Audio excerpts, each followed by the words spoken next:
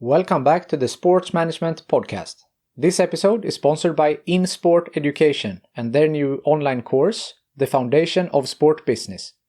With course modules delivered by sport business experts at companies like the NFL, the Football Association, and Formula E, the Foundations of Sport Business course equips you with everything you need to know to get on or accelerate your career in sport. And for you listeners, I have a great deal. With the code SportsManagementPodcast10, you will get 10% off the course price. Click the link in the description below and sign up to the course today. Now, let's kick off the episode. Welcome to Sports Management Podcast, where you will hear interesting sports management professionals share their stories, experiences, and passion for the sports management industry. I am your host, Marcus Philipsson. Today's guest is the director and co-founder at Winners FDD. She has operated in the sports industry for over 30 years, including 3 years in the US during the 1994 FIFA World Cup. Now her focus is on the area of CRM and BI in the sports industry. She is also the author of the best-selling book Winning with Data, CRM and Analytics for the Business of Sports. Here to teach us more about the use of data in sports, welcome to the Sports Management Podcast, Fiona Green. Thank you, Marcus. And I was actually hoping that after you said I've been in the sports industry for over 30 years, I thought you were going to say something like, well, I must have started when I was 5 or something like that. I should have added that in. So, how are you, first of all? Yes, very well, thank you. And thanks for promoting the book. I don't know if you were aware, but it was also, it's published by Routledge, Global Academic and Management Publishers. They also supported me with a second edition, so it was republished with an updated version in March this year. So I was very proud of that. Yes, I've actually seen that. Congratulations. Thank you very much. If we jump right into the book right away, it's about CRM and BI, so business intelligence. Can you just clear out these terms for us a little bit? Yeah, so firstly, just asking me to clear out these terms could take a whole hour in itself. So CRM, it's the biggest 3-letter word that's ever been created. So it stands for Customer Relationship Management as an abbreviation, as an acronym.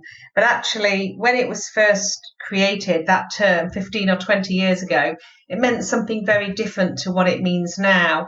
The principle of managing your relationship with your customers is always going to be the same. But of course, 20 odd years ago, they were talking about software that allows you to, track the relationship you have with someone on a B2B basis. So, for example, if I was selling insurance or stationery, I'd be tracking the details of how that sales call is going with my client. If I'm managing to move them through different sales phases and get them to sign a contract, that principle's still the same. But of course, we're in a digital world now, a much more digital world than we were 20 years ago. And CRM has actually evolved to mean something more than just tracking that sales relationship with an entity or with a B2B entity. It's much more about how you engage with individuals. And while for many organisations in sports, getting them to purchase at the end of it is still going to be very much an objective, there are other objectives as well, because sometimes just increasing engagement might be an objective. And particularly for national governing bodies, not clubs and teams, but certainly for the national governing bodies, getting somebody to play the sport can be an objective. So getting somebody to pull on a pair of football boots and run around on a field instead of using a FIFA game can be an objective. And getting them to continue playing the sport even when they turn 18 and go to university. And that's not actually a sale, but it's still very much about that engagement piece and keeping your customers, your fans, your participants with you every step of the journey. So CRM has evolved from that very traditional, primarily B2B sales process with a customer to actually the way you engage with people to in effect get them to do what you want them to do, whether it's enter an online competition, register for, an account, or indeed actually transact, play a game, become a referee, learn how to be a coach, etc., etc. On the analytics side of business intelligence, so we use 2 phrases. We use business intelligence and we use analytics. And the best definition I've seen that I like to use is BI, business intelligence, is the art of analysing historic data to understand what happened. Why did we sell this many tickets? How come this event wasn't well supported? And that, of course, helps you understand what you should do next. So if, for example, you're looking at your Google Analytics statistics and you can see a story wasn't very popular, you know not to post that type of story again, or you know not to post it at that time, or you know to change your writing style. So that to me is business intelligence, understanding, analysing historic data to understand what happened in the past and helping you make your decisions. Whereas analytics is about analysing the historic data to actually predict what's going to happen in the future. And of course, that's really important for many rights owners, particularly when it comes to things like understanding capacity at a football match. How many tickets am I likely to sell? It's really useful for cash flow forecasting and definitely for negotiating deals, negotiating sponsor contracts, for example. So we talk about data being used for two key functions. One, to help with decision making, and two, to help with targeted marketing. And CRM and BI, or any other phrase you want to use, sort of encompasses all of that. Very long answer to a very short question, Marcus. My apologies. You said that you could take an hour, so I think that you said it very efficiently there in a couple of minutes. Yeah. So how well would you say that the sports industry is working with the CRM and BI? That's a really good question. So up until about 3 or 4 years ago, I was saying, wow, the sports industry is so far behind other industries, travel, finance, telco. And up until 2 or 3 years ago, I was even saying that within sports, the American sports are flying and Europe's behind America. I think I've tempered my beliefs and my messaging these days. I think whatever industry you're in, there are people who are doing it brilliantly and everybody else is trying to play catch up. So in the sports industry, you have a handful of rights owners who are doing it brilliantly.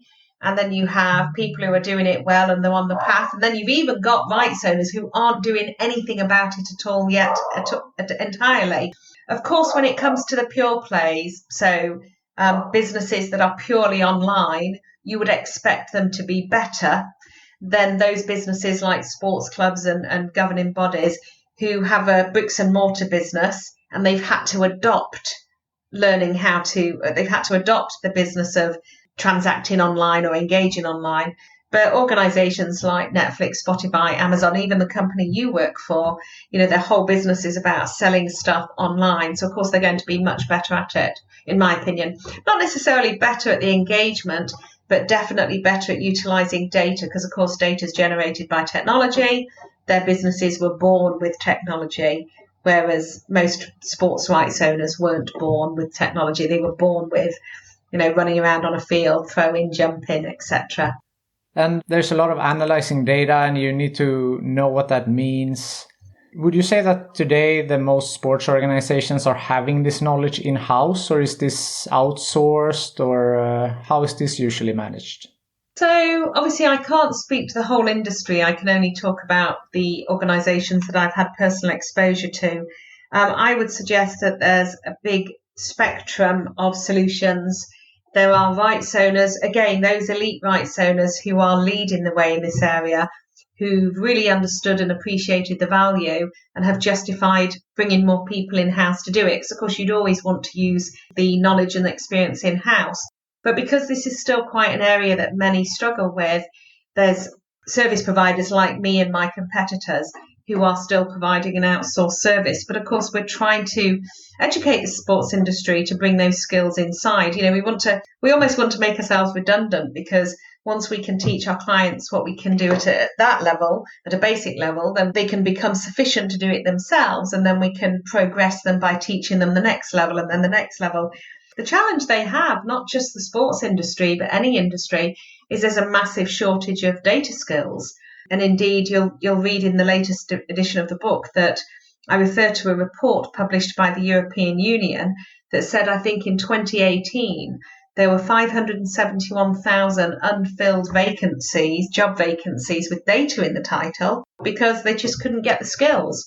So I think that's the challenge, not just for the sports industry, but for any industry. So there's a combination of solutions, people doing it in-house, people using third-party providers, and then people just not doing it at all.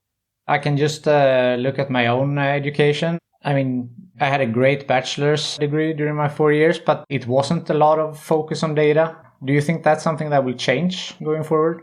Marcus, it's the reason we produced an e-learning course. So I wrote the book because when I first moved into this field, I had to do a lot of self-learning, self-teaching, and it took me ages. You Google what is CRM and all you see is adverts for Microsoft Dynamics or Salesforce. So the first reason I wrote the book was to try and make it easier for people to understand what this stuff's really about, because I'm not an academic. I think I write in a very easy style that people can pick it up quite quickly. But then because I felt that wasn't enough, that's when I launched the e-learning course, like your sponsor partner as well. E-learning is such a fantastic way for people to educate. And I guess that was exacerbated because of COVID, with people needing to do things from their desk, from their home office, etc. That's why I created the course, because it is such a complex area. And there are many universities that are trying to include data into their modules. But in the same way that there's a shortage of data knowledge in industry, there's a shortage of data knowledge in those courses.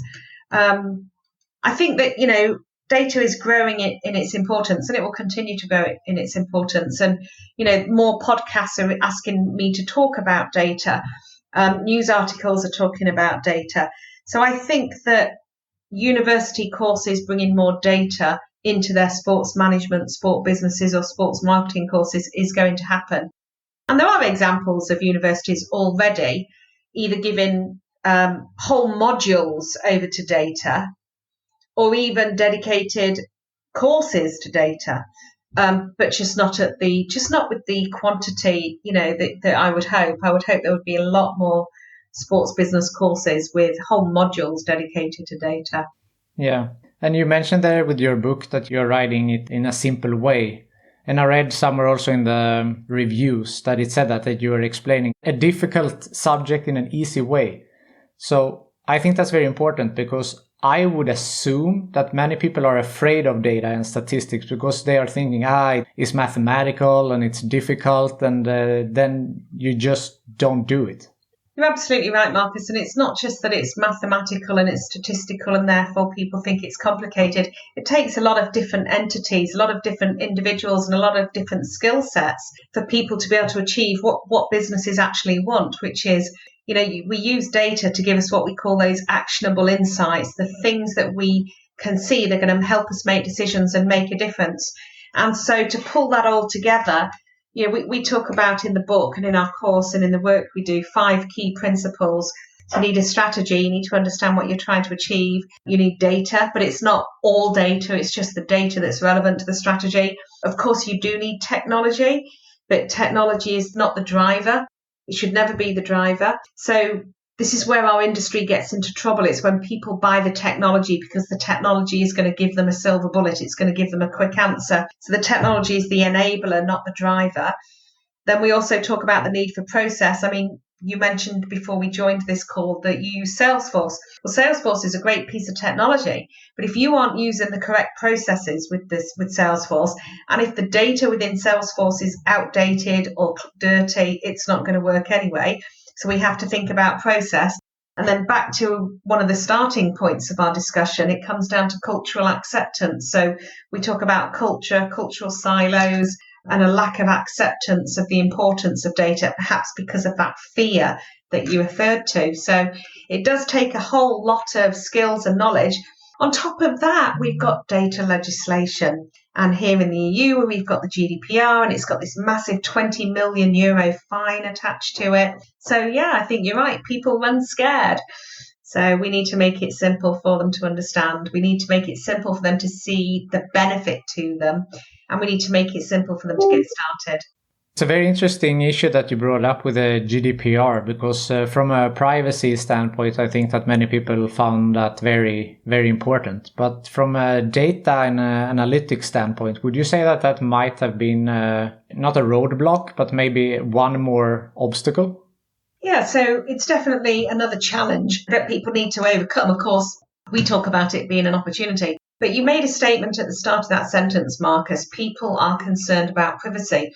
Well, how many people? How many people are actually concerned about privacy? Because for every piece of research that says this many people are concerned about privacy, there's another piece of research that says this many people would rather have a personalised service. And I know myself, there's no point in talking about an individual. We have to talk about the mass. But you think about your own behaviour. I love the fact that when I go to Amazon, it intuitively knows what I'm interested in. I love the fact that when I log into Netflix, it'll tell me what sort of films I should be watching that are linked to the ones I watched before. So here's the question. Would you rather, in this time-sensitive world we live in, where we just don't have time anymore, would you rather have a service provider know what you're interested in, or would you rather spend the time to scroll? So there is a percentage of people that don't like data and they don't like things to be known about them, but it's not the mass. It's not yet the majority of people. It's still very much the minority of people.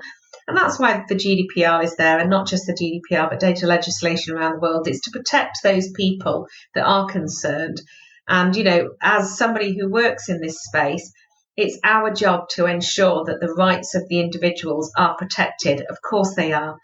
But there's a flip side to that, Marcus. If they don't know what they're missing, how do they know that they don't want it? But exactly, I think it is a blocker because it's a challenge. But what we have to do is get our clients to see the opportunity to respect the views of those people that want to unsubscribe, opt out of cookies, use an incognito browser, but make sure that everybody who, like me, for example, would rather have a personalised service, does indeed get that personalised service.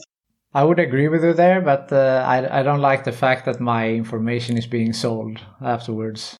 Well, information shouldn't be sold, and that's what the legislation's all about. And I don't know if you saw the big hack and you know about the Cambridge Analytica principle, but your data shouldn't be sold. The only instance in which your data should be sold is if you've given clear and explicit permission for that data to be sold. There's no other instance under when it should be sold. This episode is sponsored by Insport Education, the online business school for sport. They offer a range of different courses, for example, Foundations of Sport Business, Private Equity in Sport, and much, much more. As a listener to this podcast, you get 10% off all of their courses using the code SportsManagementPodcast10. Click the link in the description below and sign up today. Our next sponsor is ExpressVPN. If you, like me, are tired of not being able to access different Netflix libraries in your country, or watch sports games not available in your country, then ExpressVPN is for you. All listeners of this podcast get 3 months for free when signing up for a 1-year package. Visit tryexpressvpn.com/sportsmpodcast to learn more. You can find the link in the description below. I saw that you made a poll on Twitter at your Winners CRM. It was very interesting, and it said that how many team members do you have that focus on data-driven marketing and analytics for business, not performance? And 1/3 said that they have no dedicated team for this. Yeah, they're the team that we talked about. They're the people, the rights owners that have... I can see you on video. Your listeners can't see you on video. You just shrugged your shoulders as if to say, I don't believe it. How can that be the case? Yeah. We think about the structure of the professional game here in England, okay? So we have the Premier League, obviously, then the Championship, and then League One and League Two. In League One, there won't be anybody dedicated to business analytics. There won't be anybody dedicated to targeted communications. In League One, there will be people who know how to post on social. There will be people who know how to post on websites. There will even be people who've taught themselves how to send email campaigns. But there will be nobody who's dedicated to analysing the results of those posts and those campaigns and those activities to help the business understand which direction they should go in. And even at the Championship level, I would suggest there probably aren't that many dedicated analytics people either. Yeah. And since we are talking percentages here, a previous guest on this podcast is Jeff Wilson. Ah, Jeff. Yes. We love Jeff. We do.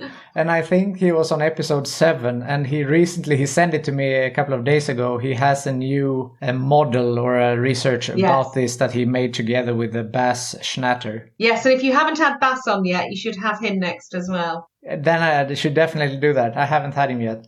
But I will just read you the title, and then you will take it from there. And it says 61% of all sports organizations do not use data for their overall strategy. Yeah, I mean, you're sitting there going, how come? How can this happen? And of course, I know that because I work in the industry. Yeah. It is. It's just a reality. It's why we have a business, why we have an opportunity. It's why I wrote the book. It's why I wrote the course. We need to upskill people. We need to help people understand the importance of this. But it's not just the sports industry that's suffering the shortages of skills. It's the whole world, So we need. I don't know if we need schools and, as you point out, schools and universities to be adding more data into their course programs.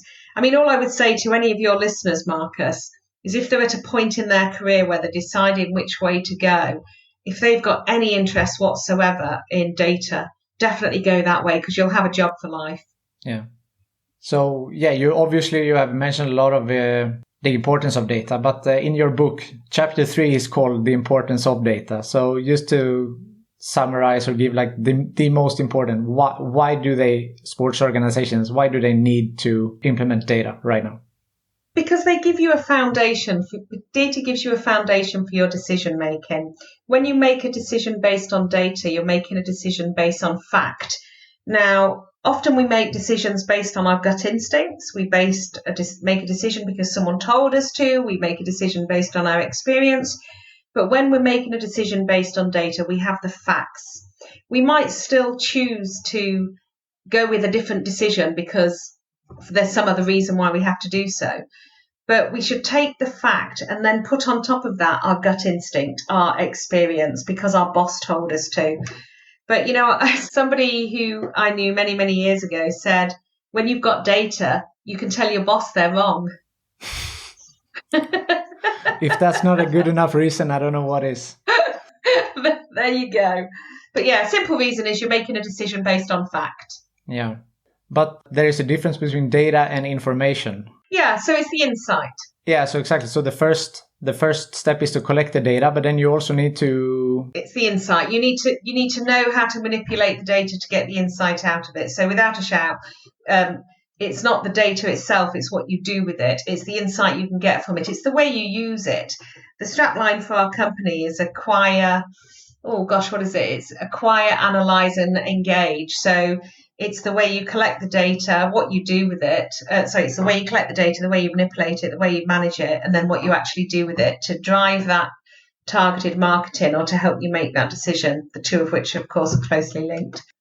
It's funny you should say that, actually, because, there are people who, they're thinking about what title should I give my new head of CRM, what title should I, and they do like the word insight. I tell you why I struggle with insight is because, the role of agencies like Kantar, for example, the role of agencies is to do mass market research. They'll get a group of 220 or 2,000 people in a room and say, what do you prefer, X or Y? What do you think, A or B? But that's what I call, that's anonymized market research data.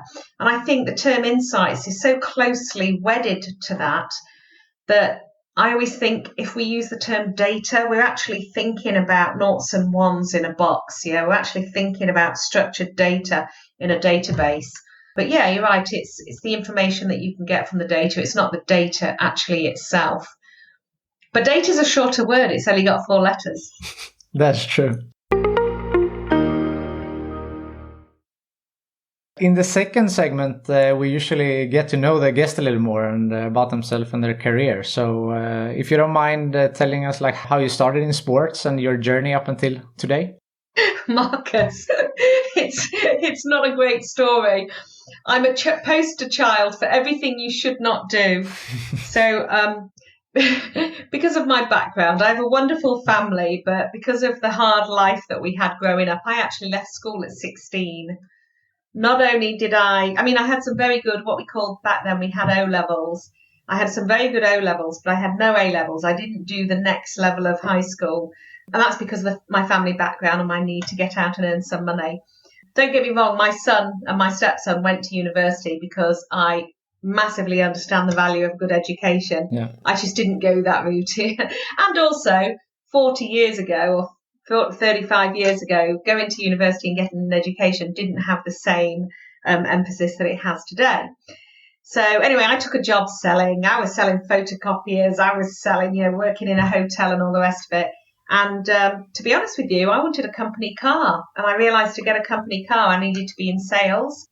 So I managed to get myself a job at a local football club selling advertising space. Marcus, before I got that job, I didn't even know football clubs sold advertising space. Okay, so I'd only been to 2 football matches in my life. So it was a massive learning curve for me.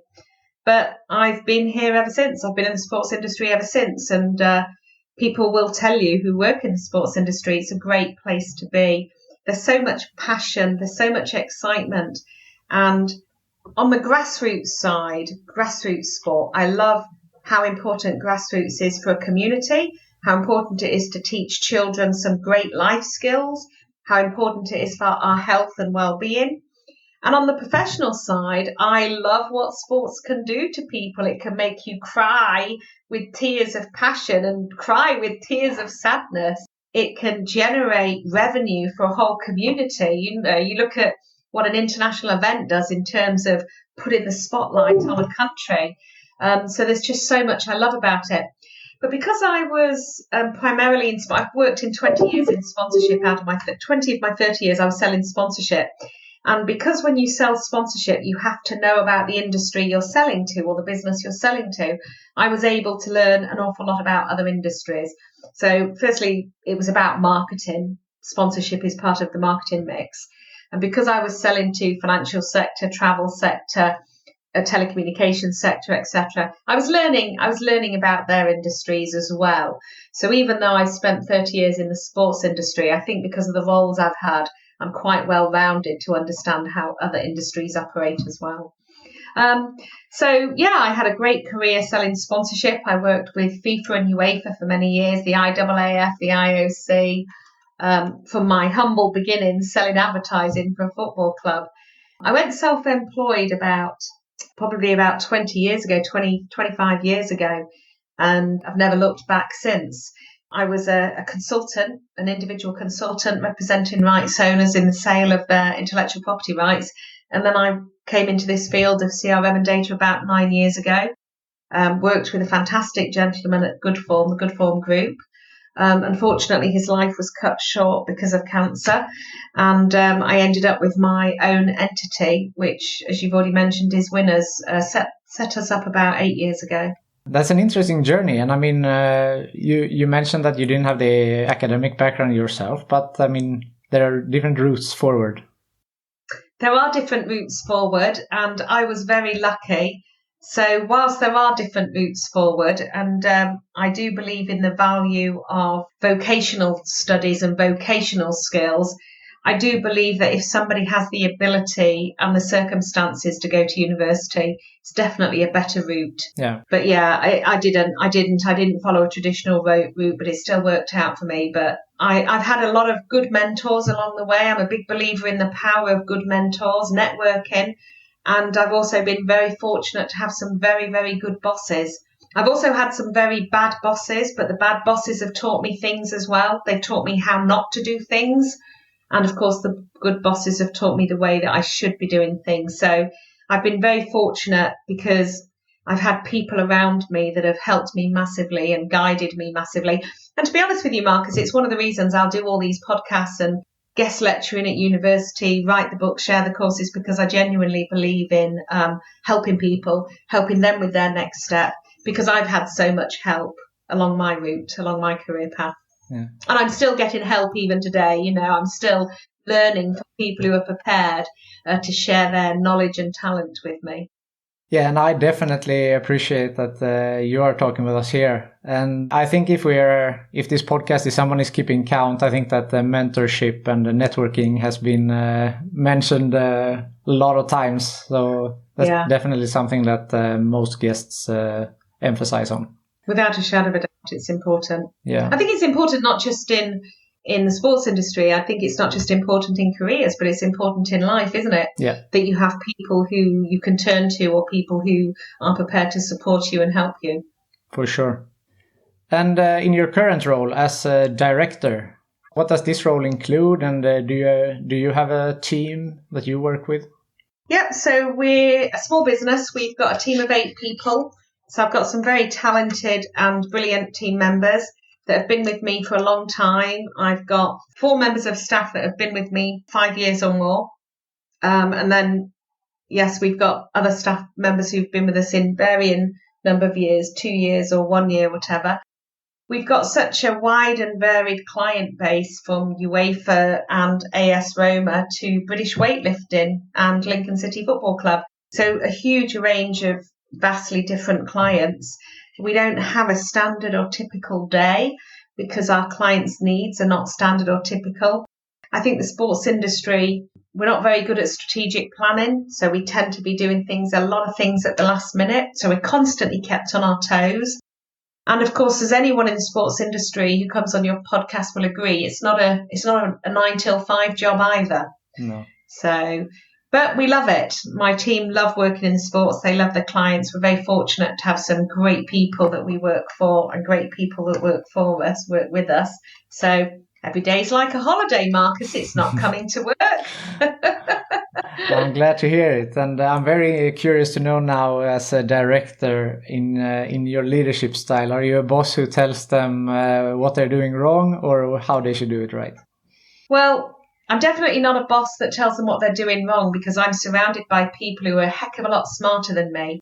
I think in terms of my leadership style, again, I've benefited from having some really good bosses. But I do remember 2 people in particular. When I worked in New York on the 1994 World Cup, there were 2 women who worked for a client. And I remember one of them was not particularly nice. And then one of them was really, really nice. And, one of them was called Jackie. And when Jackie said jump, you jumped, but you really didn't want to. But when Teddy said jump, you said, how high? How high do you want me to go? And you would jump however much you wanted you to. And so I believe that I like to think that my management style, my leadership styles is based very much on Teddy. We trust our colleagues to do the job. We don't micromanage. We're not as relaxed and loose as Google, this principle of turn up whenever you want and you don't even take whatever holiday you want.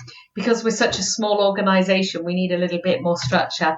But we definitely empower the colleagues to do what they want. They have to be fulfilled, they have to be supported, and they have to have some form of development. I come from the Richard Branson school of thought. If you ask him who's the most important people in your world, and he'll say his staff, not his clients, because if his staff aren't happy, his clients are never going to be happy. So I definitely come from that school of thought. Yeah, I agree with that too. A question that is asked in these pandemic times, I would say, is obviously how the pandemic has affected your job. Yeah, so look, it's been a challenging time for so many people, but I have to say, Marcus, me personally, my family, my friends, my clients and my colleagues, we've all come out of it, or we're coming through it still with our happiness and our health intact. And I'm forever thankful for that, particularly when there are so many people who've not been as fortunate. So the impact it's had on our business isn't huge. I mean, we've just carried on working the way we were working, and we've picked up more business the way you would expect us to pick up more business. But we haven't tried to take advantage of the misfortune. We've even done work pro bono to help organisations out. And we've tried to help our local community as much as we can, making donations, giving laptops, etc. But one thing that's we've seen as an industry, of course, data has always been important. Well, data is inherently linked to digital. There's still a few people who don't get the link between data and digital. But if you get that digital has become more important because of COVID, then you have to accept that data has become more important because of COVID. So to that extent, it's definitely put a highlight on the work that we do and the importance of the work that we do. And that can only, lead to future growth for our industry and future growth to our business. I think one of my favourite observations, though, and I've actually included it in the book, is that analytics is all about modelling data and coming up with models. I think one of the best observations I had is that all those models we built pre-COVID are going to have to change now, because people's behaviour have changed. We've lost 1.5 years or at least a year of transactional data. People, unfortunately, have lost their jobs. They've lost some of their earning incomes, their earning power, so their disposable income is not as high. They might have also changed their priorities. They might have thought the most important thing to do on a Saturday afternoon was watch their club play football. But having gone through COVID, maybe even have lost somebody, they might have evaluated or reevaluated their priorities. So I do think that that's another learning that's come out of it. We're going to have to definitely go back and do some remodelling of our work that we've done in the past. So I would say it's had a big impact. I wouldn't say it's necessarily had a profound impact. I think the impact on helping people understand how to engage and to use data to engage has been fast-tracked because of it. We always talk about, when it comes to a club, we're not just trying to help them monetize the people that can fit in the stadium or the people that come in the stadium. We're trying to help them monetize everybody that they engage with. Because not everybody can come to your stadium, because they might live on the other side of the country. They might not have the finances to come. They might not have the time to come. But they're still a customer. They're still a fan. And we need to find a way to engage with them and use them to our benefit. Well, that principle of not everybody can come to your stadium that we want our clients to think about has been forced upon them, because nobody could come to the stadium. Nobody. So they had to shift from thinking, how do I fill my stadium with tickets, to how do I maintain engagement and find a way to monetize when they can't buy tickets. And that's the message that we want people to think about, that your stadium is only ever, or your venue or your event is only ever going to have a capacity audience. So you should be planning your strategies for everybody who can't even be within that audience, because thanks to digital, our reach is very, very far. Our digital reach is so extensive. So I think that's a positive that's come out of it. It's had rights owners think about how to engage with people who can't come to the stadium. For sure. And again, to mention Jeff, he was telling us about his fan engagement model. And I hope I don't butcher it here now, but it had four parts. And it was game day at the stadium, game day not at the stadium, not game day at the stadium, and not game day not at the stadium. Yeah. And that's what you talked about there too. You need to take care of your fans, that they don't have the ability to be at the stadium. That's right. Absolutely. So we've got to think about a 24/7, 365 audience. And actually, I remember having worked at a football club in my very first job in sports, Notts County Football Club. And we had conference and banqueting. We had a room that was used on match days. And of course, we used to sell it for parties and weddings and things like that. But over the last 30 years, we saw the change where if you're a football club and you have 24 days of sport, you've got to think about how you can use your facilities for all the other years in the calendar. And digital has taken that principle and just magnified it. It's about making sure that whatever time zone your fans are in, whatever part of the world, whatever platform they're using, whatever technology they have in their hands or in their home, they have access to your content. They have a way to engage with you. So it's exactly the same principle, optimizing their intellectual property, who they are, the relationship they have with their fans, and making sure it's always on, basically. We have talked for 40 minutes here now about data and BI and fan engagement, etc. Is there something that I haven't asked you that you feel is important to mention? So, look, Marcus, to be able to ask me every single question that's important, you would have had to read every single word in the book and ask me a question about all of it. Look, it's such a vast area. I think you've asked some tremendously important and interesting questions, because we've covered GDPR. We've also covered people's fear, cultural change. We've covered data. We've talked a little bit about technology.